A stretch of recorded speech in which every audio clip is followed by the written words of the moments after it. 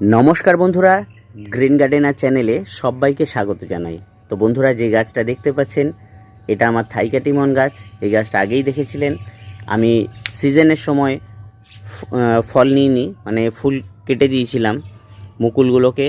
তো কিভাবে এই বর্ষার আগে আপনারা গাছের যত্ন নেবেন সেই নিয়ে আপনারা ভিডিও করে দিতে বলেছিলেন, তাই আজকের ভিডিওটি আপনাদের জন্য।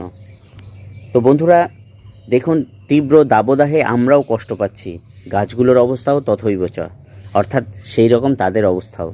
তাই আমরা এই সময় যদি প্রপারভাবে যত্ন নিতে পারি তাহলে কিন্তু গাছগুলো আবার সুস্থ সবল হয়ে উঠবে। এই গাছটা তো আপনারা চেনেন, আমি আগেই বলে দিলাম যে এটা থাইকাটিমন গাছ। এই গাছটার নাম হলো কাননভোগ। আমি জানি না এ কেমন হবে, সব ইউটিউবে এবং অন্যান্য জায়গায় ভিডিও দেখে আমি এই গাছটি সংগ্রহ করেছি।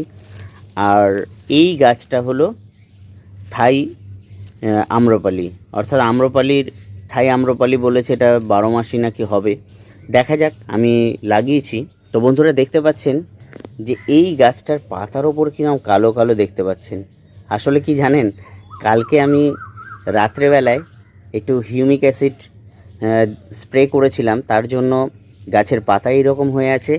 দেখাই কোন হিউমিক অ্যাসিডটা আমি কিনে নিয়েছি। দেখুন, ইফকো বাজারে কিন্তু আপনারা পেয়ে যাবেন হিউমিক পাউডারটা। দেখুন, আমি আরও ভালো করে দেখাই। এইটা কিন্তু আপনারা চাইলে নিতে পারেন, কারণ এতে হিউমিক অ্যাসিড আছে, ফলভিক অ্যাসিড আছে এবং পটাশিয়াম আছে। এটা আপনারা ইফকো বাজারে পেয়ে যাবেন। এবার বলি যে কিভাবে গাছের যত্ন নেবেন। দেখুন, পাতা পুড়ে গেছে। এই পাতা পোড়াটা কোনো অস্বাভাবিক কিছু নয়, এটা নিয়ে আপনারা অযথা চিন্তা করবেন না। তো গাছে এই সময় যেই খাবারটা দিতে হবে, গাছকে কিন্তু এই সময় প্রচুর মজবুত এবং শক্তিশালী করে রাখতে হবে। দেখুন গাছের গোড়াটা কতটা মোটা হয়েছে, 1.5 বছরের গাছ। এই রকম কিন্তু এইটা দেখুন 1 বছরের গাছ। এই রকম কিন্তু আপনার গাছও হবে বন্ধুরা। যেটা করতে হবে মন দিয়ে শুনুন, আমি বলার চেষ্টা করছি। সেটা হলো, আপনারা প্রথমে 3 মুঠো গোবর সার নেবেন। পুরনো 2 বছরের গোবর সার হলে খুবই ভালো। যদি একান্তই গোবর সার জোগাড় করতে না পারেন, আপনারা কিন্তু চাইলে আপনারা ভার্মি কম্পোস্টও নিতে পারেন। সেক্ষেত্রেও সেটা 3 থেকে 4 মুঠো নেবেন। একটা 10 ইঞ্চি টবের জন্য আমি বলে দিচ্ছি, সেটাকে ভালো করে শুকিয়ে নেবেন। কেন শুকিয়ে নেবেন? অনেকে বলেন যে ভার্মি কিংবা গোবর সার শুকোলে তার মধ্যে থাকা উপকারী ব্যাকটেরিয়াগুলো মারা যায়। আমি বলবো উপকারীর সাথে অপকারী ব্যাকটেরিয়াও প্রচুর থাকে, কেঁচোও থাকে প্রচুর পরিমাণে, কেঁচোর ডিম থাকে। তাই সেইগুলোকে নির্মূল না করে গাছে দেওয়াটা ঠিক হবে না। আপনি ভালো করে রোদে শুকিয়ে নিন, একটা রোদ দিলেও হবে। সেইটা শুকিয়ে নিয়ে তার সাথে আপনারা যেটা করবেন, আপনারা 1 চামচ হাড় গুঁড়ো, 1 চামচ শিংকুচি দেবেন। আপনার কাছে যদি লেদার মিল থাকে তাহলে সেটাও 1 চামচ দিতে পারেন। এই কটাকে দিয়ে প্রথমে ভালো করে মিক্সড করে নিন, আর তার সাথে দেবেন 1 চামচ সর্ষের খোল। যদি সর্ষের খোল না পারেন, বাদাম খোল দিন। তাহলে ভার্মিটাকে আমরা শুকিয়ে নিলাম, তারপরে এইগুলো মিক্সড করে দিলাম। টোটালটা মেশানোর পরে আপনার যেটা করতে হবে, অনেক বাগানি বন্ধুরা এটা জানেন না, আমি একটা ভিডিও, এটা বড় ভিডিও করেছিলাম, দেখাই আপনাদের সামনে। দেখুন, এটা হলো জিপসাম। হ্যাঁ বন্ধুরা, এই জিপসাম কিন্তু এই সময় দিতে হবে। জিপসাম দিলে কি হবে, গাছ হবে অনেক শক্তিশালী। গাছ যদি শক্তিশালী না হয় তাহলে কিন্তু গাছে ফল ধারণ ক্ষমতাও কিন্তু কমে যাবে। জিপসাম নিয়ে একটা বড় ভিডিও দিয়েছি, আগেই তো আপনাদের বলেছি। এই জিপসাম দেবেন 1 মুঠো। হিসেব মতো প্রতি 2 মাস অন্তর অন্তর 100 গ্রাম করে জিপসাম একটা 10 ইঞ্চি টব, মানে ফলের গাছের জন্য দেওয়া উচিত। জিপসাম আপনারা সব গাছে দিতে পারেন। তাতে কি হবে, গাছ শক্তিশালী হবে, কাণ্ড মোটা হবে। জিপসামটা কিন্তু আপনারা কিনে নেবেন, অ্যামাজন কিংবা অন্যান্য জায়গায় আপনারা এই জিপসাম পেয়ে যাবেন। এবার কি করতে হবে, তাহলে আমরা তার সাথে 1 মুঠো জিপসাম মিশিয়ে নিলাম।